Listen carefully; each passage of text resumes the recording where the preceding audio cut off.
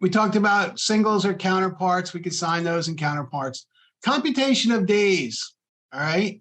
Days shall mean consecutive calendar days, including Saturdays, Sundays, and holidays, whether federal, state, or local or religious. However, if we say that you have 3 days to do this, day one is tomorrow, okay? So day one is tomorrow, not today, all right? You got 3 days, so it would be, today's Tuesday, you'd have Wednesday, Thursday, and Friday to do it, 3 days, okay? So that's how we would count the days. They always start on the next day.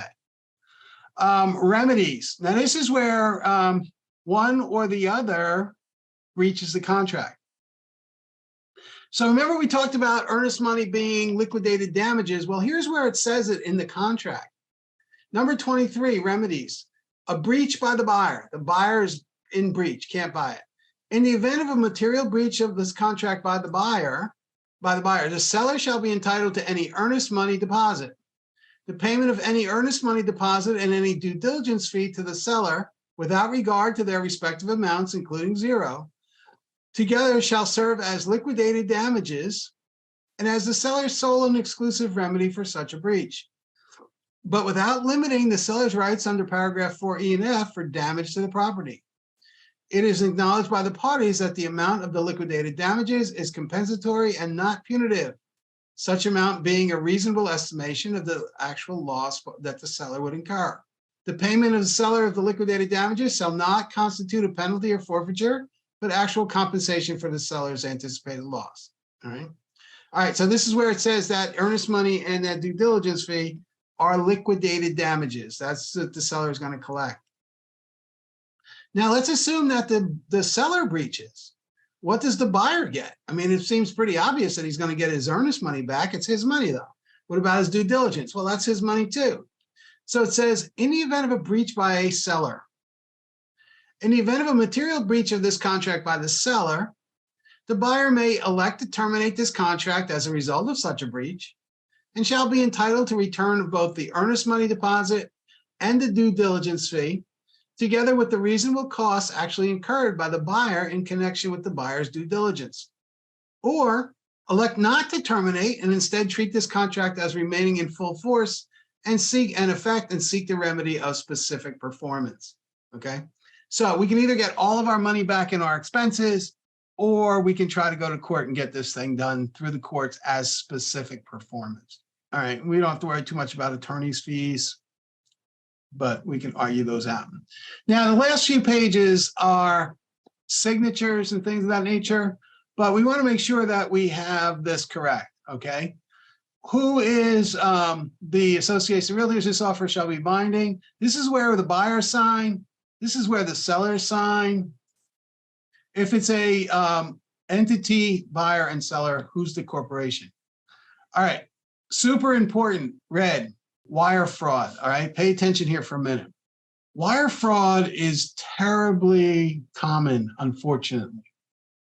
I have seen a couple of them, not to me personally, but to people that I've heard. One down in Texas for about $856,000, and one in South Carolina for over $250,000. The money gets wired to a fraudulent account and it disappears. It's incredibly hard, incredibly difficult to get that money back, if not impossible. So that's why it's really important that we wire funds to the right spot. And more, we're not bringing cash or checks, we're just wiring money.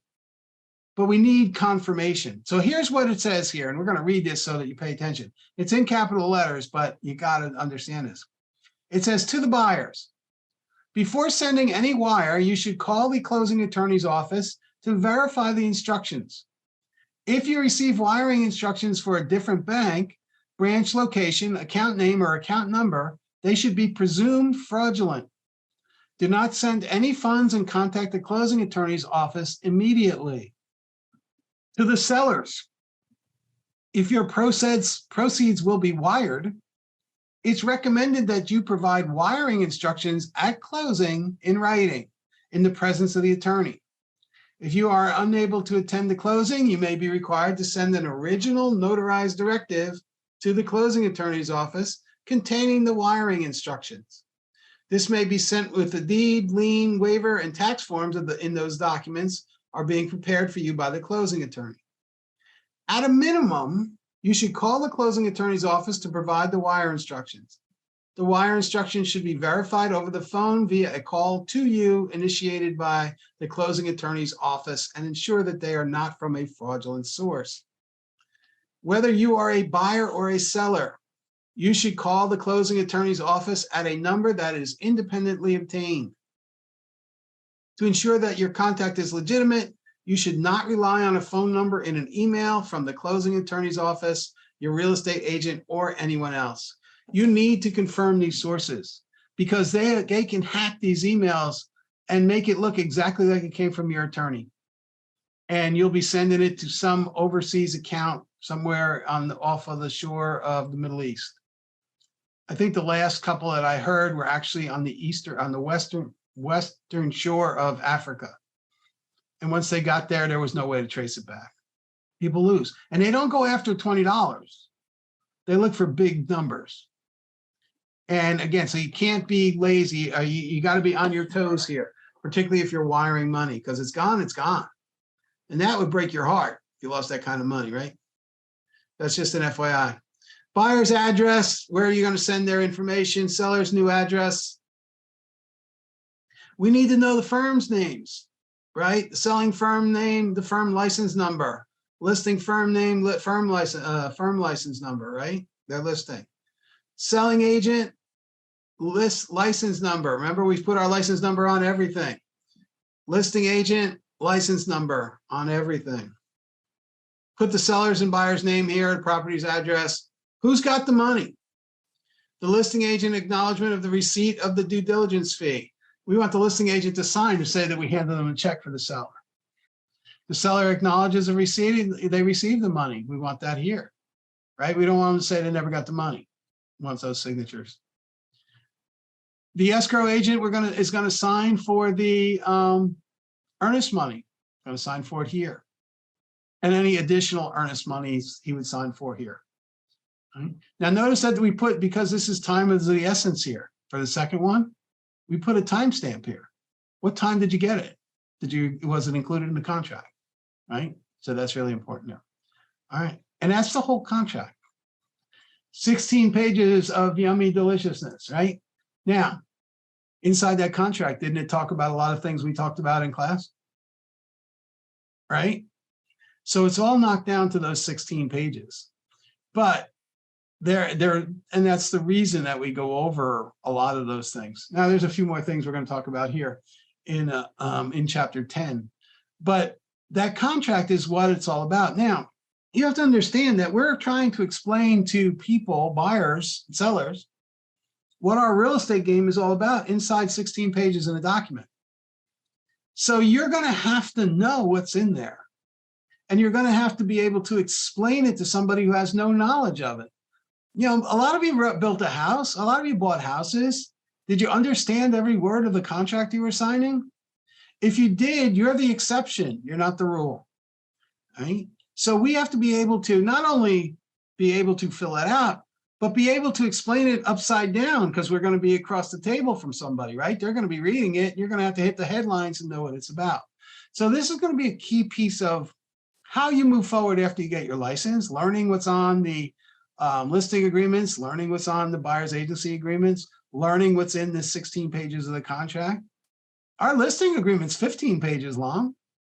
Buyer's agency agreement, I think, is only 9, but the listing agreement is just as long as the buyer's agency agreement. And it does have that same fixtures area in there. Remember, with the list of fixtures and everything?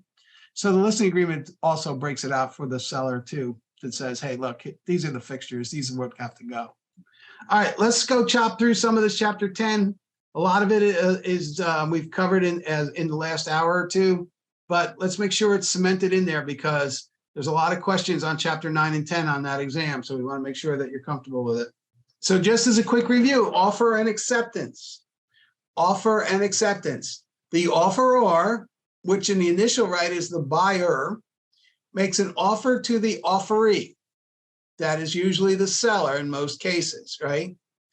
The signature of the offeree is proof of acceptance. However, until we communicate back to the offeror, the buyer, that's what's necessary for contract formation. So even though the seller has signed it, we still don't have a contract formation until we communicate it back. That's a key point, okay? That's a key point. If we don't get a contract, if nobody ratifies it, we hand back the check with the earnest money. The earnest money goes back to the buyer if there is no contract. Okay, we don't keep it. Now, due diligence, again, all right, super important. The buyer must exercise an option to terminate the contract in writing prior to the due diligence expiration date. That is a hard date and time, right? They have to do everything before then. They cannot wait. So they can opt out in that period of time for any reason or no reason at all. They can look at the front door and say, I don't like the color of that front door today. Never mind, I'm not buying this. They can do that. Just send a note that says they're out. Okay. Time is of the essence, right? We're based off of a clock. Certain date, certain time, things have to be done by. Critically important that it does. We need to talk about the difference between due diligence fee and an earnest money deposit. And due diligence fee is basically an option. It gives me time. It is a check that's written directly to the seller. The check has the seller's name on it for whatever amount we've agreed to. And we said that for our purposes, we were going to be $500. I would write a $500 check if I was the buyer with the seller's name on it. And what I would do is I would give it to them once we ratify the contract. It would go directly to the seller. It doesn't go to the agent, it goes to the seller. All right. The earnest money, the big chunk of money, doesn't go to the seller, it goes to the trust account. And that either goes to the attorney's trust account or the company's trust account, okay? And that gets held for the closing. And it doesn't go to the seller, it doesn't go to the buyer. If we want to get it out of there, we need the earnest money. We need a release signed by both the buyer and the seller to get that money out. If not, if we don't get that release signed, we send it to the clerk of the court and they decide who's going to get the money. They'll work with the buyer and the seller.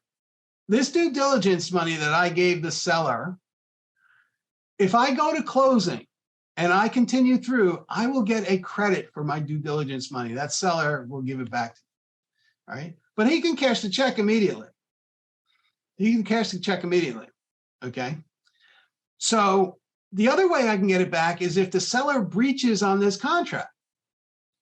If the seller decides not to sell, or the seller can't deliver marketable title, I get the money back, okay? Not only do I get that back, I get any of my costs back.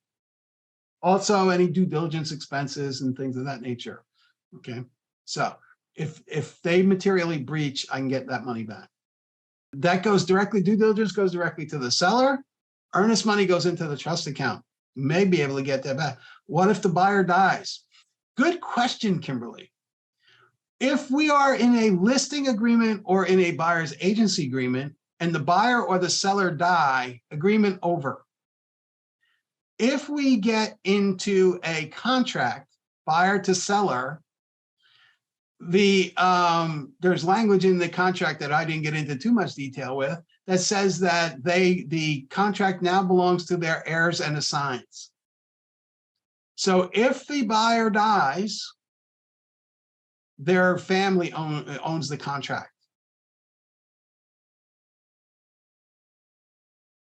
If you like this video, feel free to share it with a friend. For more real estate education content, please subscribe to the channel. From all of us at Seacoast Real Estate Academy, thank you for watching.